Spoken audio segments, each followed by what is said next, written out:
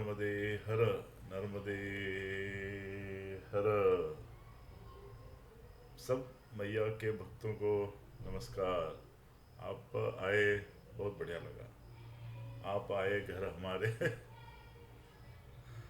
तो 46वां भाग सप्रेम भेंट है आपके लिए।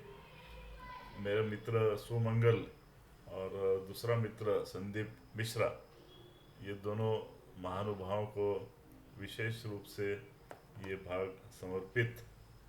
तो पिछली बार हमने देखा कि कैसे घाघा गांव में हम लोग पहुंचे, भूख से व्याकुल हो रहे थे, कहीं पे कोई आश्रम मिल नहीं रहा था।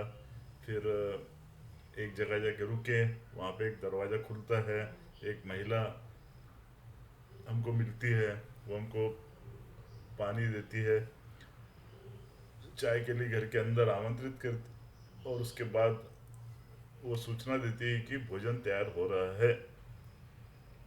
हम लोग बैठे वहाँ पे आराम से, बड़ा सा एक कूलर लगा हुआ है कमरे में, लेकिन बंद है, पानी नहीं है उसमें।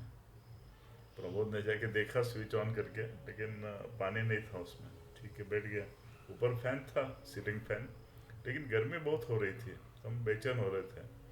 तो मैंने सोचा थोड़ा टहलें आंगन में, हालांकि धूप थी आंगन में, लेकिन सोचा टहलें। तो मैं बाहर निकला, एक कमरे में से आवाज़ आ रही थी बर्तनों की, तो झांका, तो वही मैया जी वहाँ पे गैस के पास बैठी हुई थी, खाना बना रही थी। तो मैंने बोला नर्मदे हर मैया जी। तो आओ बाबा जी आओ। तो मैं बैठा नहीं, फिर भी अंदर जाके थोड़ा देखा। पुराने ज़माने का मकान था, ऊपर लकड़ी का ऐसा रूफ था जिसके ऊपर कवेलू थे, और उसके पीछे का आंगन दिख रहा था। तो मैं बोला मैया जी देखो क्या जरा पीछे। हाँ देखो बाबा जी। तो पीछे के आंगन में गया, छोटा सा आंगन था, और एक तरफ पूरा मतलब पिछले तरफ कोई प्लॉट था, सब ओपन एरिया था, और कुछ खास देखने ऐसा नहीं था, हरियाली नहीं थी वहाँ पे, धूप थी काफ़ी तेज। तो वापस आया अंदर, तो अचानक एक लेफ्ट साइड में मेरी नज़र पड़ी।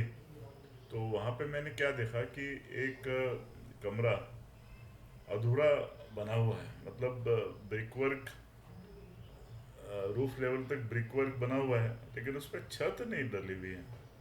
तो मैंने मैया जी को जस्ट सवाल पूछा, बोला मैया जी ये कमरा बनाने वाले कैसे इतना। बस वो ट्रिगर था। जैसे मैंने पूछा मैया जी को कि मैया जी कमरा बनाने वाले कैसे, ऐसे ही मेरा वो कुछ सेंटेंस था, वो ट्रिगर था मैया जी के लिए। मैया जी ने अपना आंचल तुरंत आंखों को लगाया, और आंखें उनकी पूरी भाव भीनी हो गई। मैया जी ने याद निकाली दादाजी की, मैया जी के मिस्टर। तो फिर वो सारा किस्सा सुनाया कि कैसे वो बिल्कुल धार्मिक प्रवृत्ति के इंसान थे। हर परिक्रमावासी जो जितने भी वहाँ से गुजरते थे, सबको बकायदा सुबह हुई तो चाय, दोपहर हुई तो भोजन के लिए आमंत्रित करते थे। सुंदरकांड का उनका अच्छा अभ्यास था, और करीब 9 महीने पहले वो ईश्वर को प्यारे हो गए थे। तो वो सब किस्सा बता रही थी, काफ़ी दुखी अंतःकरण से बता रही थी। उनका नाम छोटी बाई, ऐसा मालूम पड़ा, छोटी बाई उन्होंने बताया बाद में। तो सुना मैंने काफ़ी विस्तार पूर्वक, उन्होंने बताया कि कैसे वो थे, फिर कैसा उनका बेटा, बहू, सब लोग थे घर में।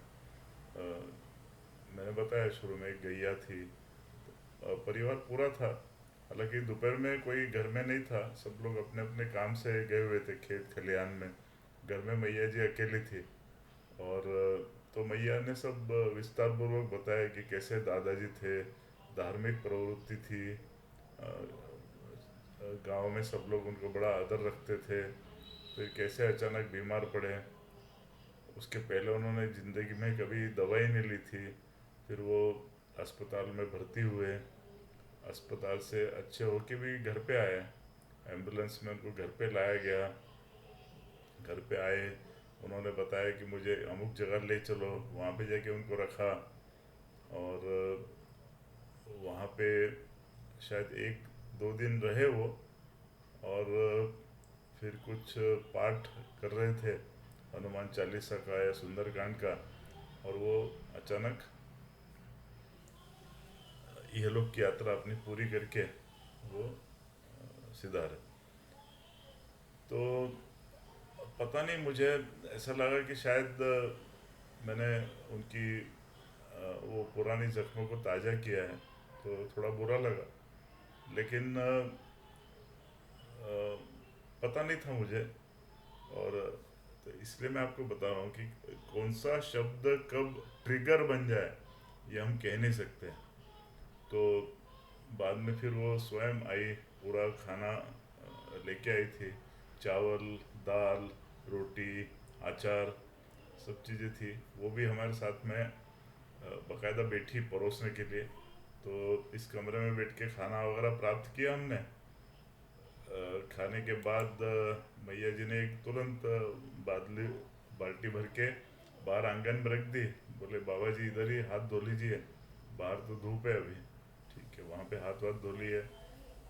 मैया जी बोली अभी तो बहुत धूप तेज हो गई है, करीब 2 डेढ़ 2 के आसपास कुछ समय था, बहुत ताप बहुत बढ़ गया है, उनका वर्ड था ताप बहुत बढ़ गया है, अभी आराम कर लो इधर ही। तो ठीक है, हमको भी लगा सही बात है, इतनी धूप में निकलना भी उचित नहीं है। तो हम लोग वहीं पे उस कमरे में हम 4 लोग, मैं, हमारी मैया जी, श्रीमती कुलकर्णी, प्रमोद और निशिकांत, हम 4 लोग, और मैया जी भी उधर ही आ गई, वो भी एक दरवाजे के पास। लेकिन उन्होंने लेटने के पहले एक अच्छा काम किया कि अंदर से एक बाल्टी भर भर के लाई और कूलर में डाल दी थी। मैं बैठा हुआ था, प्रमोद को बोला यार ज़रा मदद कर देना, तो प्रमोद फिर जाके बची हुई 2-3 बाल्टियाँ और ला के उस कूलर में डाल दिया, और वो बड़ा कूलर, फुल साइज का कूलर था, वो भड़बड़ भड़बड़ आवाज़ करके वो स्टार्ट हो गया और ठंडी हवा आने लगी। मैं अपने स्टाइल से वहाँ पे सोया। मेरी ऐसी एक पद्धति है, दोपहर में जब भी मैं विश्राम करता हूँ तो क्या करता हूँ, अपने गमछा रहता है अपना परिक्रमा में, वैसा पूरा आंखों पे बांध के मैं सो जाता हूँ 1-1.5 घंटे। तो उसमें आप भी करके देखो, खास तौर पे परिक्रमा वासी अगर आप हो और अगर आप मेरी बात सुन रहे हो, तो अभी दोपहर में, इवन शाम को, रात को भी सोते हो, तो ऐसा गमछा ऐसा सिर पे डाल लो, हल्के से डाल लो, तो उसमें कान भी बंद हो जाते हैं, आँख के ऊपर भी पट्टी हो जाती, तो आँखों को एक प्रकार से शांति महसूस करेंगे आप। और कई बार रात में क्या होता है कि अ, हम लोग चाहते तो नहीं, लेकिन कोई ना कोई परिक्रमावासी रात को 10 बजे 11 बजे अपने मोबाइल पे, हाँ हम लोग यहाँ पहुँच गए हैं, यहाँ पे ऐसा चल रहा है, वैसा चल रहा है, सब चलता रहता है। और कई लोगों को उसके ऊपर की आदत रहती है, वो खुद वो लगाते नहीं है हेडफोन वगैरह, तो दूर की चीज़ है, वो उसको और स्पीकर पे रखते हैं। अब ये बात, ये सज्जन बात कर रहे हैं, वो तो अब आवाज़ आ ही रही है अपने को, अब उधर से भी जो वो भाई चिल्ला चिल्ला के बात कर रही है वो भी आप सुनो, तो उसमें ना नींद पूरी चौपट हो जाती महाराज। तो इसलिए फिर मैं वो ऐसा गमछा के सो जाता हूँ, मेरे को नींद अच्छी लगती कभी भी, परिक्रमा में बता रहा हूँ आपको। तो फिर नींद हुई हमारी करीब 4 सवा 4 तक, मस्त ठंडी ठंडी हवा। उसके बाद उठे, फ्रेश हुए, तो बिना मांगे चाय भी आ गई। भैया जी तुरंत थाली में चाय वाय लेके आई, छोटी भाई उनका नाम था, हमने सबने उनको नर्मदे हर मैया जी किया और दरवाजे तक आई हमको छोड़ने के लिए। फिर सब हम लोग सब वहाँ से रवाना। तो ऐसी कहानी थी काका गांव की। आशा है कि आपको पसंद आई होगी। मैया जी के सब चमत्कार हैं।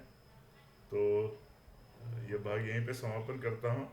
नर्मदे हर, नर्मदे हर, नर्मदे हर।